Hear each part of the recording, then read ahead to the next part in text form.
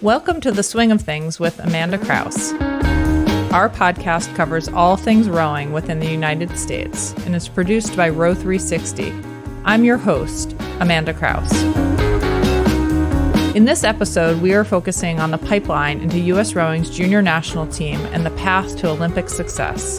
This is the first of a series of episodes about junior rowing in the United States.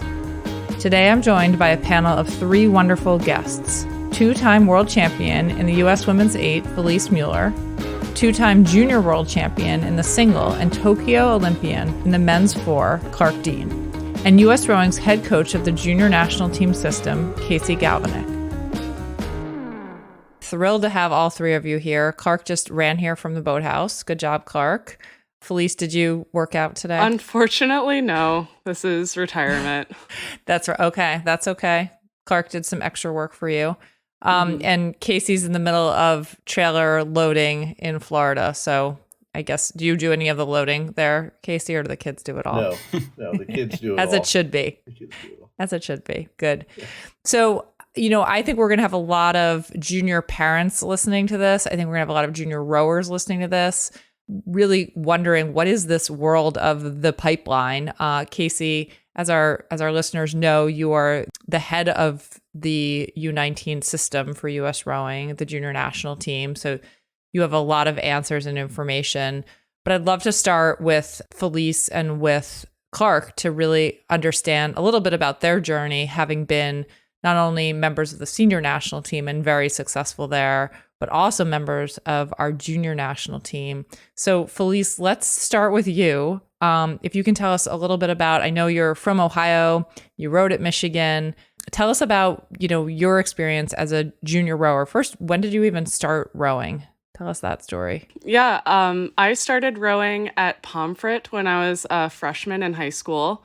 Pomfret's a really small boarding school up in Connecticut. So otherwise, I never ever would have tried the sport. But on campus the first day, the crew coach came up to me and she was like, "You're rowing." And I was like, "Okay, sure, I'll see you there." But yeah, really kind of developed there, had a really great coach, Vanessa Thorne. Her dad was actually the lightweight single for Canada in 1980 and was on a couple of national teams there. So she was super knowledgeable. She was aware of junior national team stuff when I wasn't. And as I was, growing into an athlete there, she kind of called my dad and said, "I think this is something Felice could do," which I'm incredibly grateful for, because she didn't know that much about it. I didn't know anything about it. And without her guidance, I never, ever would have been funneled into that pipeline or known how to get in there. So, I signed up to go to Crash Bees that year, pulled a 2K. It was good enough to get me in the door. As a freshman? Was that a 2K? No. This was as a junior. Oh, okay. Yeah. That's good. And then went to selection camp that summer and miraculously made the team. I thought there was no way I was going to make it. I called my mom and told her to come pick me up. And then I did. And I was like, "Never mind. You can turn around. I'm staying." So you called her even before they had announced who made the team? Yeah, I for sure thought I wasn't going to make it. So what made you think that? I mean, what were you thinking at that moment when you called her? I don't know. I just wasn't at all aware about what selection camp was like. I didn't know if I was in a good boat or not. I didn't know how I was doing in seat racing. None of that stuff was I just came from such a small program. And I didn't get great technical feedback in my midpoint meeting with the coaches. They're kind of like, "I don't know what you're doing out there." So, I was pretty sure that I wasn't going to make it. And then you did, and here you are. I did, and here I am. Then I kept rowing for 16 more years. Amazing. So, okay, well we're gonna come back with a lot of questions around that. Clark, let's move on to you. How did you first discover rowing as a junior? And you've been on this podcast before, so we know a bit about your history there. But walk us through that a little bit. Yeah. So haven't reached 16 years in the sport quite yet. Getting there. I think I started in middle school. Yeah, last time I was on the podcast, I said I went to a school that was, I think it's about a mile and a half from the Sarasota Crew site. Sarasota Crew does a great job of recruiting athletes from my school, which happens to not have any school sports whatsoever. So it kind of lends itself to having a bunch of young kids who are looking for something to do, and I was one of them. And then, I guess my first year of taking the sport kind of seriously, and then the second year I went to, Club Nationals or what was then called Club Nationals with Sarasota and their high performance summer camp program. Had a great time, rode with my friends, stayed in Sarasota, and then the summer of my sophomore year, which was the summer of 2016, I guess in the lead up, I'd gone to the ID camps, was invited to selection camp. Then after Youth Nats, went to selection camp and did that my sophomore, junior, and senior summer, and went to the selection camp for the U19 team 3 times. Then 2 of those times came from the camp to race at trials. One time I went back to camp. One time I stayed out in Princeton with Casey, training out there with the quad. But yeah, I think that's basically I guess my sophomore winter on, I'd been ID camp to selection camp and then in the system, so to speak. And that was my summer from sophomore summer to senior summer. And that worked out pretty well for you. Yeah, no, I had a great time. We're not gonna promise that everyone's junior rowing experience will follow Clark Dean's multiple world championship path, but that is good. And I love that Casey's on here with you because he was obviously a big part of shaping that experience for you. I know that. Casey, so excited to hear directly from you. Tell us a little bit about what is we each keep referring to the system, and you come into the system. Right. For the parents who are listening or the junior rowers who are listening or just starting out and thinking, you always see on the Twitter feed, kids will show or Reddit, pictures of their screens. Is this good? Of their monitors on the erg. And is this good? I'm 140 pounds and 6'2". So talk to us about what is this system and what does it look like? How does one get involved? Just walk us through that. Yeah, well, the system has evolved over time, but I'll try to just stick to the way it is now, and that is we consider it the U19 system, what has been referred to as the junior national team system, that includes now U19 selection camp, ODP camp, which is for younger athletes that are interested in the sport and seeing what they can get out of the sport. And we have that camp set up so that all of the athletes that do show some interest are coming through, listening to the same language, hopefully understanding what we're looking for, and really not just racing, but getting ready and developing as they do grow. So we do race, and ODP has their own race just to show like preparation and learn some things. But the system really is there so that people can get more out of it instead of just going to a 6-week seat racing camp over the summer, which those have their place, don't get me wrong. But, we're trying to help people along that do have interest, that maybe they don't even recognize that they have the frame, right? Like Felice's coach walked up to her and said, you should try this, right? Well, ODP, we're trying to get people involved in the sport in the junior level even, where, that person has the right frame. Maybe if they're developed properly, they'll be in the sport, enjoy the sport, and then play some role in the junior team at Junior Worlds or in U23 or senior team. But the junior system really is an embodiment of ideas of preparation and development.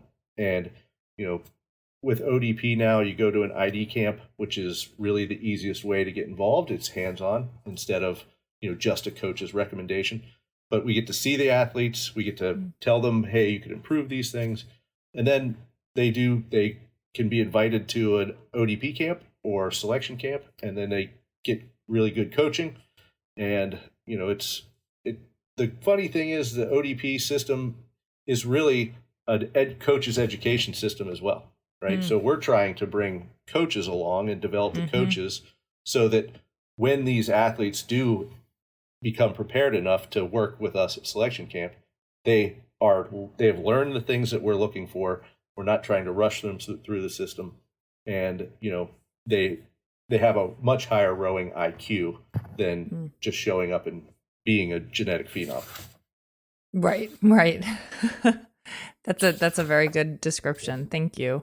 So if we have 14-year-olds listening to this who are just getting started in rowing, how do they have any sense of, wow, I am I any good? Could I be a part of this system? Where do they start? I mean, right. That's probably one of the largest variables in the whole system. It's a 500 variable decision, every athlete that gets invited anywhere, right? And those 14-year-olds, if they do show interest, or their coaches, I mean, we rely on the local coaches, right? All politics are local.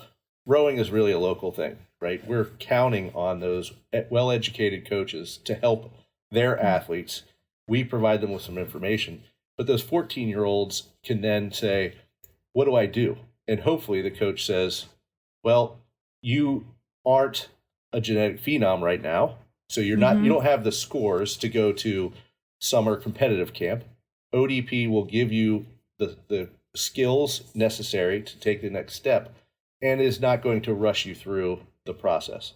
So how do we get engaged? Your coach hopefully can say, oh, go to this website, submit this form, and just give us your information, keep updating. We'll send out emails to give you information. We just continue outreach, webinars, and those athletes hopefully will develop a desire. When Clark was 14, he had already rowed for a couple of years. I can speak to this. And, his mom told me she pretty much had to kick him out of the car the first day. So I don't think. Oh, Clark, is that true? Yes, that is definitely true. Oh, I don't think I've ever heard this. Yeah.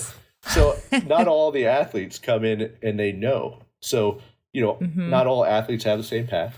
And some athletes develop a love for the sport. And Clark's story, it sounds like he hasn't ever said it, but, our local club offered an opportunity that he liked, which kept him in the sport at the time, because he could have made the decision to go do something else. Right. So his mom said, you should probably stick with it. He did. He enjoyed it. His friends were all there and they were having a blast. Right. So when you're 14, hopefully you're having a good time, because everything turns out better that way. And ODP is that step, right? You go to a camp with your friends. Everybody's from your region. You get to know people a little bit better, learn some great things. And then again, along the path of increasing your rowing IQ. Do you always know? I mean, I guess when you have a Felice or maybe a Clark Dean walk in, you maybe right away, like, these kids are tall, they're strong, maybe they're good on the erg already, maybe they're already technically, rowing well. Have you seen, over the many years you've been involved in the sport and working successfully with junior athletes, Casey, have you seen have there been times where you think, wow, I would not have expected this young man or this young woman to evolve into the athlete that they become maybe more at 19, 20, or 25 versus when they were 14, 15? Yes, almost every single year. We had some athletes that were tremendous athletes before Clark was here, actually. Two kids, Travis Taff and another kid, Hunter Leeming. When they were in 8th grade, I tell their parents, if we were a team that made cuts, you would have been cut.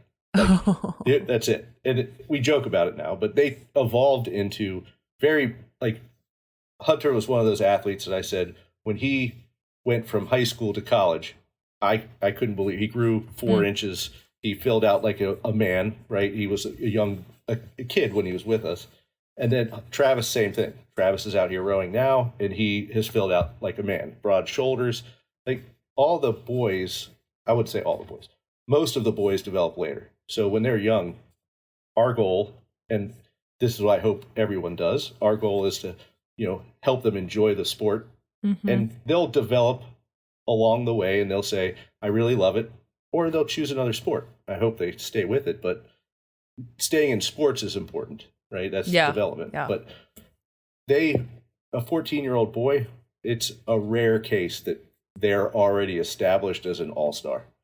If there is a freshman that is playing a key role in the team, if it's a larger team, usually a freshman's not going to. They're a genetic phenom, right? Or they're really focused. With Clark, we offered a program during Clark's time, I should say. We offered a singles program for our middle school athletes. It was the first year we did it. So we just bought a ton of singles for middle school. And his mom and he got together, and it was great. It was a totally smart decision. They saw that on Mondays and Fridays, there were very few middle school athletes. So I remember going out, coaching the varsity boys at the time, and seeing Clark out with one other kid on Fridays and a coach. So in middle school, he was essentially getting private lessons. And My mom, Clark. Yeah. Yeah, she gets all the credit for this. This was you can not definitely me. say that. Yeah. But it was great. And that, he showed that energy. And there are lots of athletes that do that show the interest early, and he reaped the benefits of his input. Right. So when you get athletes like that, though, it is, and Clark can speak to this, we probably had 100 conversations about making sure he wasn't going too fast too soon. Right? Wow, So, that's interesting. Okay. That's sort of holding him back a little bit. I mean, is that something you do with really talented juniors, as you do if they're pace at my them club, that way? Yeah, sorry. If they're at my club, yes. But again, that's a luxury that we have, right? So it's not always the case. And some kids and families won't stand for it, and they'll want to go somewhere else so that their all-star can shine, which again is not a bad thing. It's just Clark was lucky enough to have a very supportive family, very supportive program, and he was, no matter how much if I say I tried to hold him back, even doing that, he was also, he worked extremely hard, and he was in the varsity as a freshman. He's always an impactful player, like Hunter, Travis. There's some females that did the same thing on our team, right? So they got involved early, and they were hugely impactful. Usually you see there are more females that are more impactful early than there are boys. But it really is they shouldn't be playing such a role. They should be having fun. I guess that's my point. Yeah, and you mentioned other sports, Felice. I wonder, and then I'll come back to you on that, Felice. But also mentioning other sports, Felice. I think you played. Was it you were a runner and also an ice hockey player? Mm-hmm. Right. So, tell us a little bit about that, and then also, I know you had your hand up to actually say something related to what Casey was saying.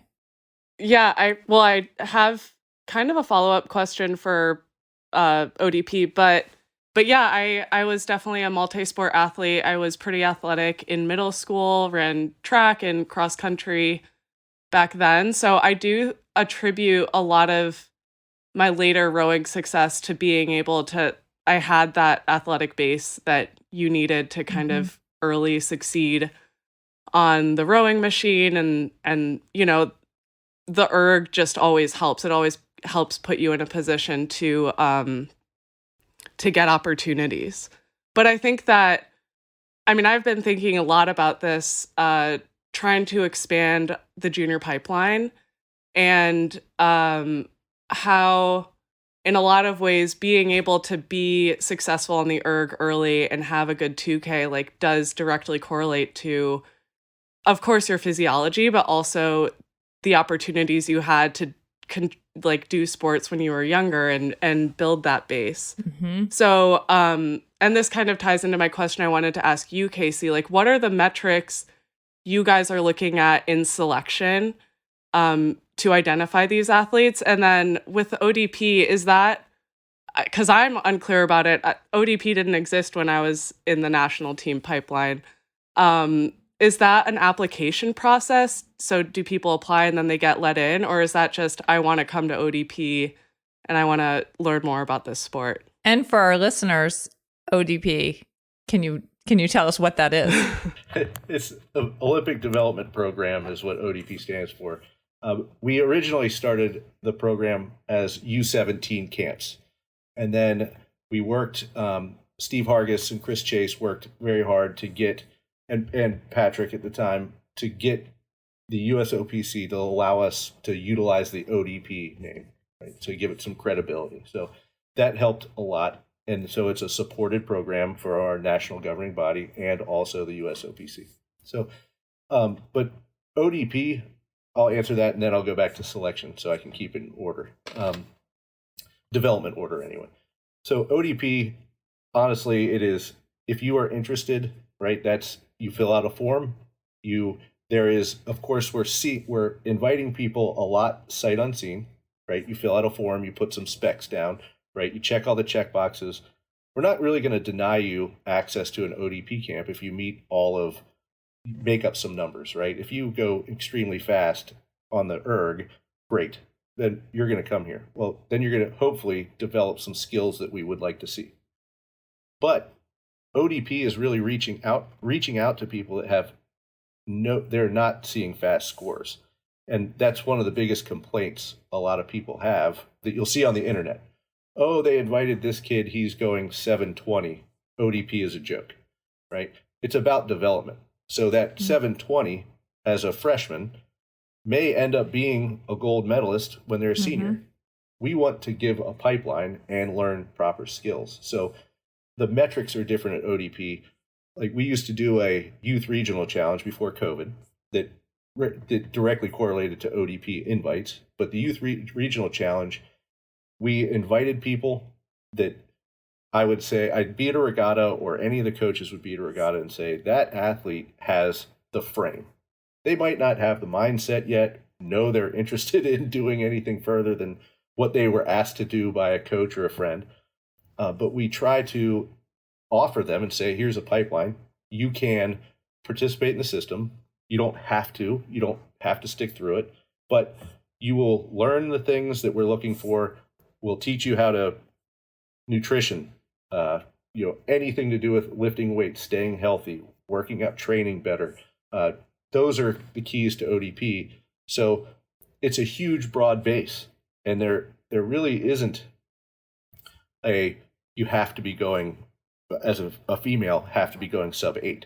I mean, and that's of the athletes, camp, right? Casey, sorry to interject, but that's the 4-week summer camp. Yes. So you don't even need to have eyes on those kids. They just put in, if you have a decent, do we say what a decent erg score? I shouldn't say decent.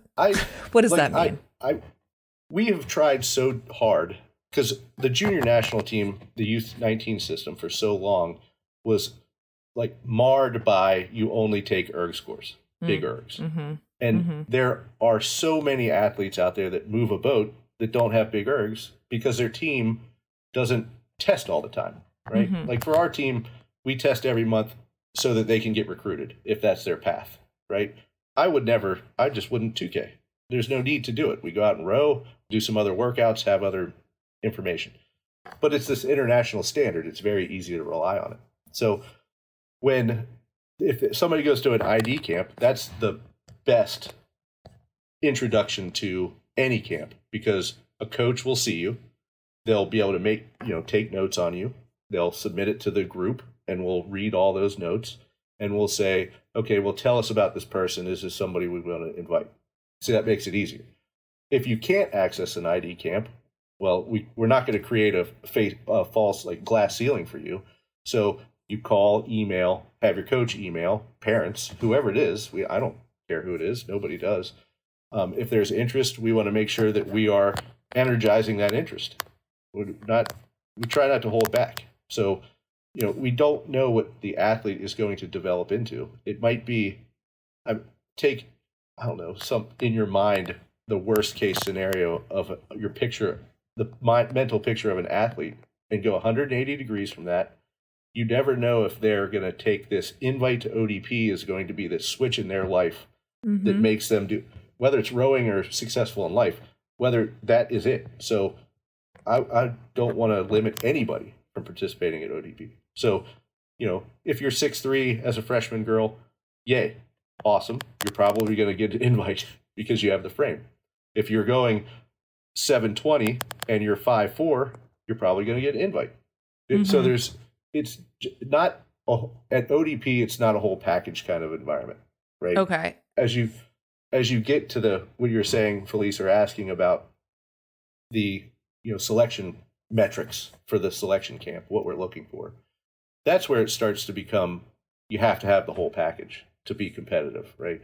Some unknowingly have good 2Ks, right? So some programs don't 2K, but their coaches will recommend them, will take them, and then when they do well, we say, okay, that coach has given us some great advice and gives us good information.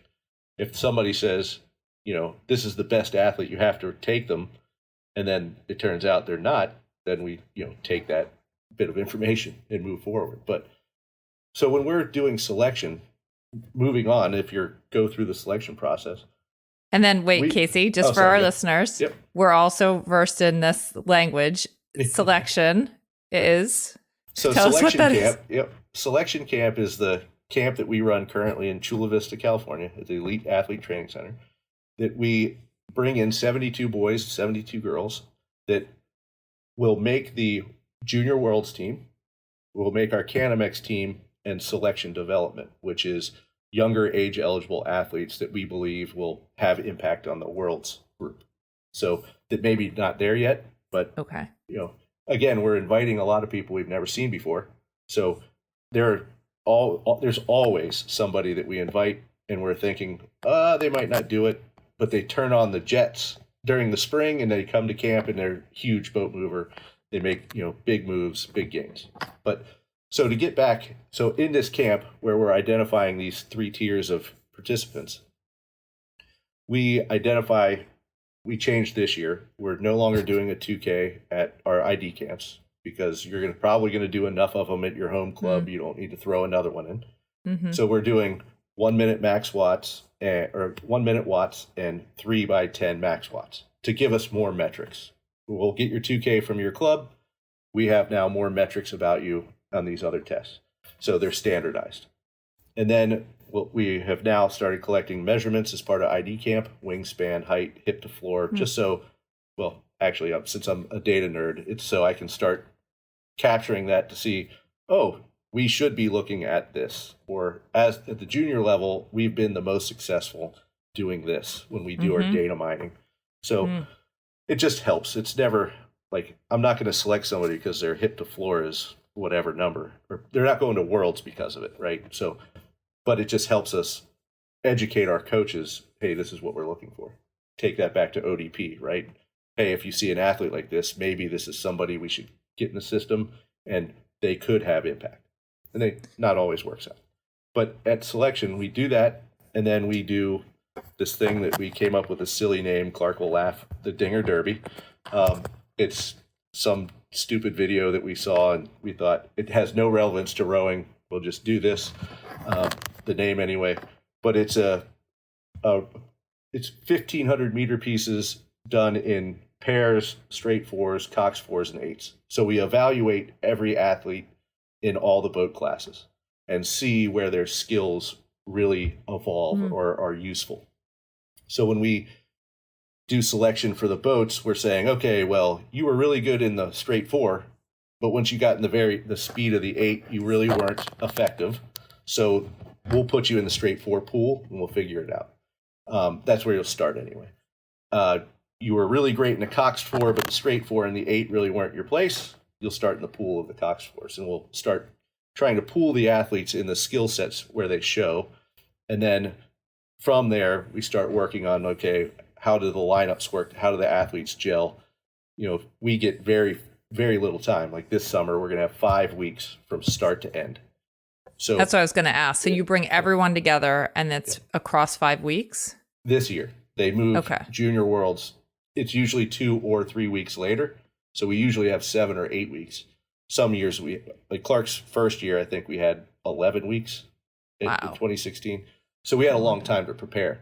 This year, I mean, it's really the first phase of selection camp is 3 weeks where we teach skills for a week, do some identification, do some workouts to just see how people are reacting.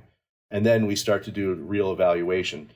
And that evaluation is in different boat classes. There is an erg evaluation, 3 days to more replicate what happens at Worlds and see how you'll handle that workload.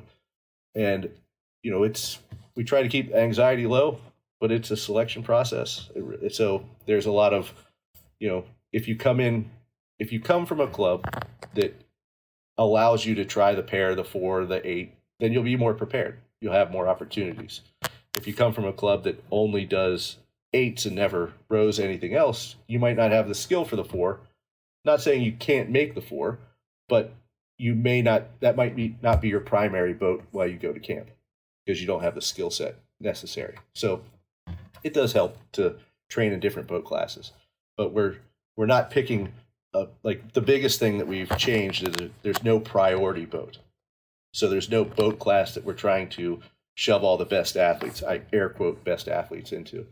So we identify their skills in as best we can. Now, if we had all year, this would be great over a long period of time. But we have a short period of time. We identify them and then start putting boats together and trialing them, seeing how close they get to gold medal standard. If they're close, we start saying, okay, we might have something there. So then we start working with it from that point. And what do we do when, and this is actually came up this morning at US Rowing, when there are kids, high potential kids who want to try out for or go to selection for the junior national team and they don't have the financial resources? I know that we're talking about raising some money for scholarships. I mean, what's your goal there in terms of making it accessible to young people with high potential? Our goal would be to make it free, right? I mean, the trip for the whole summer there, it's a very high cost. Nobody pays the full cost because you guys do raise money. US Rowing raises money to offset some costs, which is great. Scholarship wise, people apply, they fill out, everyone contacts lead coach and they'll ask for the paperwork. And then we've tried very hard to do need-based and not do merit-based because it's very difficult. They're all high-performing athletes that are trying to get selected there, so it's very difficult. We did do merit-based a few times, and I would personally say the results weren't spectacular. So we have worked very hard to say this is all financial need-based, and we try to go down that path. Yeah, yeah. So listeners out there who want to support the junior national team, making a plug. Yeah, we hate to see that as a barrier. I know when I was at Row New York, there were a couple athletes who really would have been very high potential, and there was just no possibility of them, right, even traveling to selection. Right, and that's that was a complaint a long time ago. It was always if you could afford it, you could go. So somebody made a comment, we sent the best team that could afford it. And like Steve Hargis, Hart Perry, all those people from long ago really worked very hard to offset those costs. So we were sending the best team of qualified athletes, not the best, wealthy kids. Not just who can afford to go. We're obviously missing talent if that's how we're also missing talent, right? If we operate that way. Thank you for that explanation of how all of this works. I'd love to go to Clark for a moment and ask about, looking back, and it wasn't that long ago for you as a junior, but thinking about, what advice do you have to high schoolers listening to this, junior athletes, and their parents, if that's different advice? Maybe we'll bring your mom on for that one. So what's your advice to junior rowers who are thinking, wow, I want to go down this path? And maybe they are already the full package, as we've talked, already fully cooked and ready to go, or maybe they're not, and they're just starting out, but they have aspirations. What's your advice to them, Clark, having been through all of this? Yeah, the system is really different than it was when I first got involved in it. I think it's safe to say it's a lot more robust and comprehensive now than it was when I was in 8th grade, 9th grade, 10th grade, just trying to get into it. Obviously, I was at a bit of advantage coming from Sarasota Crew because I'm biased, but I had coaches who were great influences and told me what to do. But I think it's a lot simpler now than it was when I was in middle and high school. And I think you should just sign up and go to your closest ID camp with some of your friends. I think they're pretty fun, especially now that there's not a 2K or, there's been times where it's been 20-minute tests. Personally, I think doing a 1-minute test, then max watts, then going for a row would be a bit more fun. And, I think it's a great way to get your name in the system. And I also think it, like Casey said, it lights a fire under a bunch of athletes going and seeing, from your state or your region, the top 40-something athletes all in one place. And then you go out and row in, 4 or 5 scratch 8s for an afternoon. It's, it's exciting. And it's a change of pace from your club or school rowing normally. And there's no downside. I think that should be the takeaway, is go to an ID camp. And then from there, again, just it's so different than, when I was in high school. I went to a U17 camp. I actually forgot about that they, before there was the ODP, there were U17 camps. And I went to a U17 development camp and I had a great time. It was with Chris Chase. It was in Saratoga in the summer.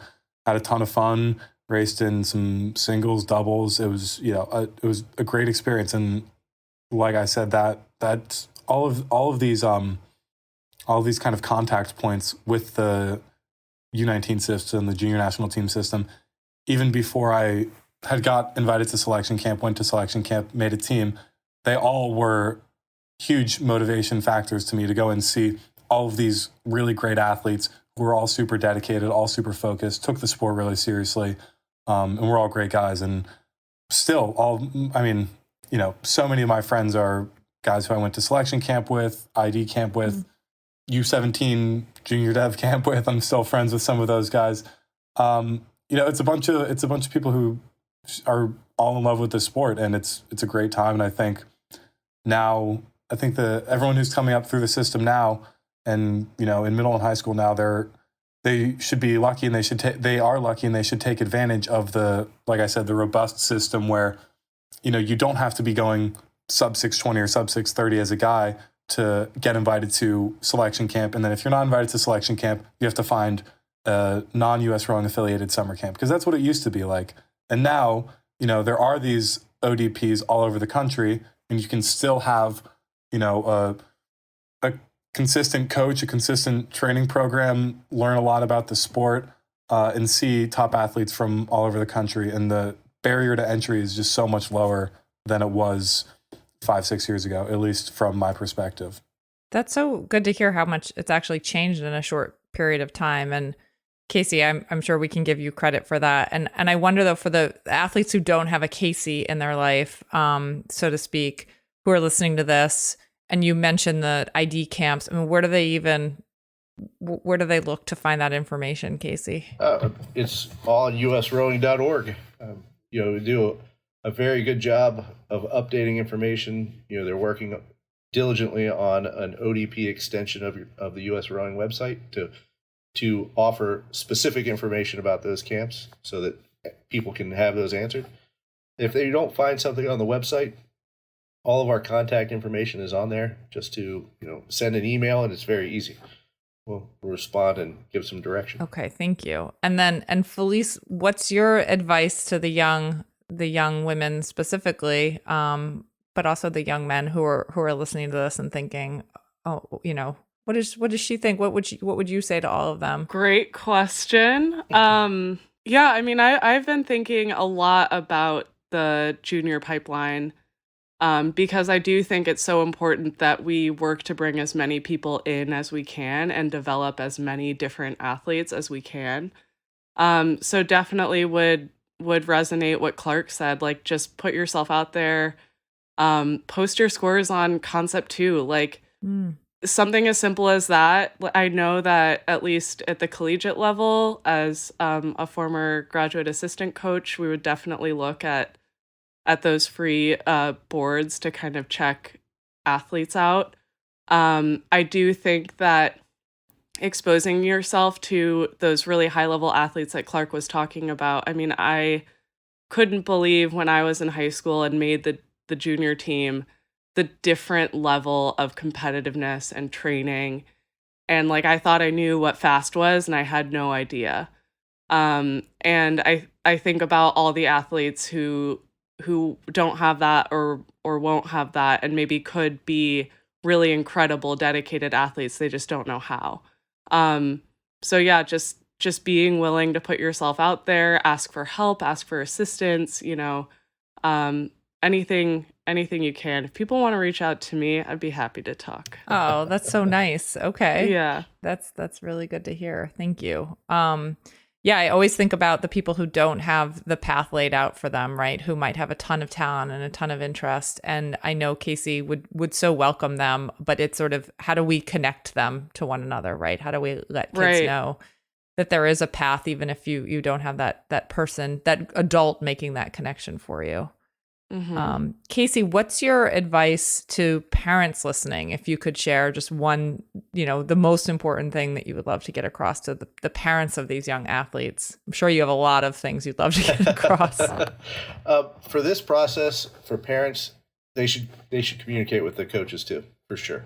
The junior national team coaches as well, or U19 system coaches. They're, I don't know how to say this better or worse. It's going to come across mean, but a lot of local coaches don't always know, because I mean, we have kids that go to worlds, junior worlds, that come from programs that don't even go to the U.S. regional championship, right? So they come from very small programs. We had a kid in 2019 that came from a program that we couldn't even find on Facebook. Their last update was 2017, right? So this athlete, he went to an ID camp and we found him, right? So, and then the parents communicated with us. So the parents should really ask, not that your club is trying to hold your athlete back. It's just that they might not know. So there's no shame in reaching out for your child. I mean, we definitely appreciate the children asking for themselves because we like that responsibility. But as a parent, you are going to pay for it, and you're going to enable your child to participate, your athlete. So you also have to have your questions answered. So they need to ask, and they should ask, do due diligence, and do it early. Because that's why we did the webinars this year, right? So they really should. Those webinars were really good. We did 3. We'll do another one. They're all posted on US Rowing, and there are a lot of questions asked and answered, and they seem very simple, right? After you've done it for a long time, like you said, we're in this system, so we really think it's simple. But most of the parents that I deal with on a daily basis, rowing is totally new. They have no idea about it. Right. Rowing might seem big to us, but as Clark can tell you, our town, rowing is not a big time sport, right? They don't have a parade when we win state championships, but if a football team did, they'd close down the town, right? So that it's I would say most of the rowers in the country are in that environment. Parents don't know the sport, they don't understand, they're probably afraid to ask, just like because nobody wants to sound ignorant. They don't know have an answer, especially for their children. So they should just ask. Nobody's going to judge them, and that's. We would rather have all very well educated parents in the process. Not always do we have time to do it right, and I will say that, but I would love for them to be educated so they understand the words, the process. It would help everyone in the process if they understood more about the process, even just at selection camp or something simple. Yeah, I think that's amazing. And I'm sort of thinking out loud here. I think it would be so neat to eventually have a program where we have, not to offer up Clark and Felice, but to have mentors also for this junior pipeline group, maybe to be able to access even once a month, like a question and answer period. Just sort of thinking out loud of more resources and support for these really young athletes. I'm not volunteering either of you, but so before Felice is giving thumbs up, thank you. That would be so great. And before we jump off, Clark, I can't remember your answer to this question. I wonder if I forgot to ask you. I always end with asking everyone, you're finished rowing, you've done a really hard workout. Felice and Casey, we can pretend you did.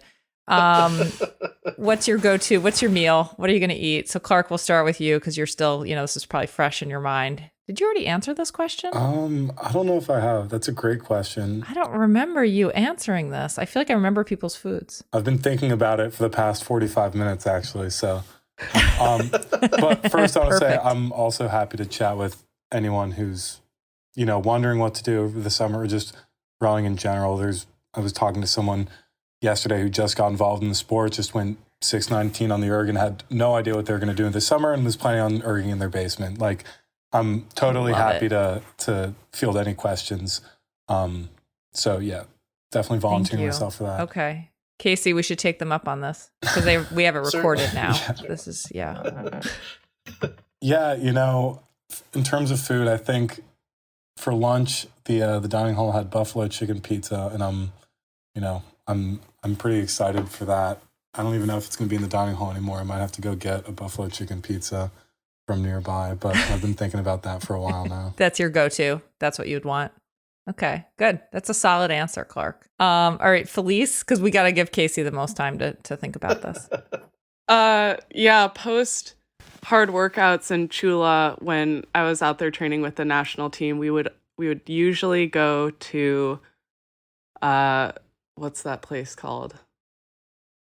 The burger place out west. In-N-Out Burger. In-N-Out. We would get In-N-Out, double, animal fries, just like the whole 9 yards, which I'm now transitioning to be a vegetarian, and that dream is like so far gone. But we just like crushed ourselves on the erg and then would go crush our stomachs at In-N-Out.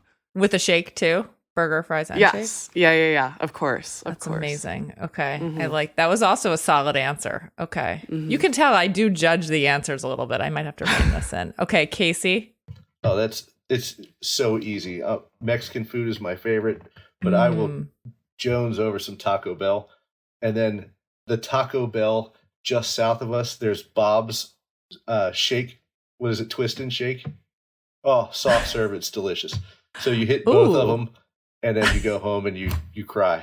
So, but it's good. I'm going to have to find the shake place next time I'm down there. I don't know about that. I do think that Clark Dean just judged your Taco Bell answer, though.